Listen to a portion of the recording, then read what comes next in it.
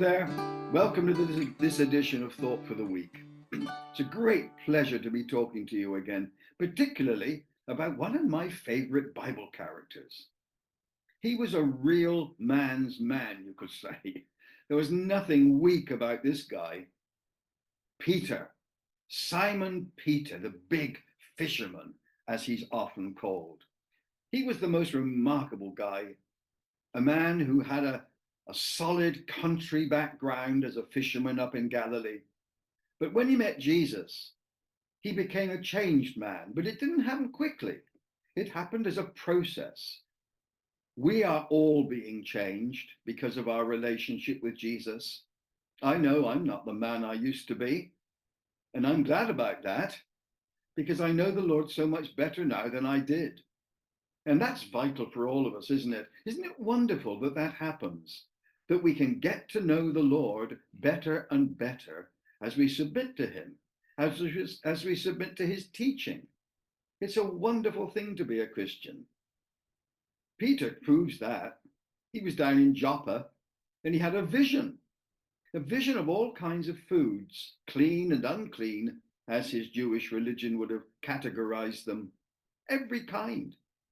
And he was told to kill and eat. Now, was the point of that vision to show Peter that he could now eat rats and worms and all sorts of hideous delicacies? No, not at all.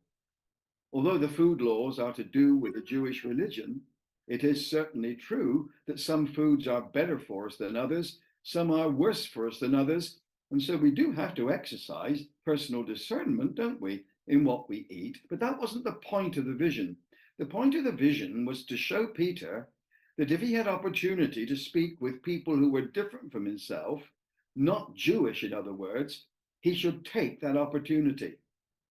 And sure enough, that's exactly what happened. But it wasn't easy for Peter to get hold of that. He being so orthodox in his belief, it would be a lesson he would have to be taught very clearly.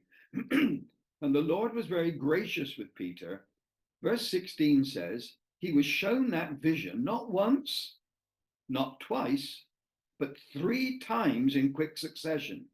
He saw it 3 times. There was no room for doubt. The Lord was clearly speaking to him. You see, when the Lord speaks to us, he doesn't whisper. Never think that he does. Never think that you have to struggle to hear God speak. No, no. His clearest way of speaking to us is through the Bible. And Peter, being a Jewish man, was thoroughly steeped in the Old Testament scriptures. And you and I have to be Bible men and women in order that the Lord can speak to us clearly. Well, here's a case in point. 3 times he saw the vision. He got the message, which is just as well, because while Peter was wondering about what he'd seen, there was a knock at the door of Simon the tanner's house. And there were these 3 messengers from Cornelius, a Roman centurion. Peter went down and said to the men who'd come looking for him, I'm the one you're looking for. Why have you come? And then the men went on to explain why they'd come.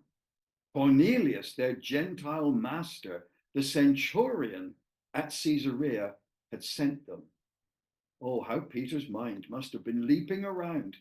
So this is what the Lord was preparing me for. What an adventure of faith. You be encouraged this week as the Lord takes you on new adventures. The Lord bless you then. Bye-bye for now.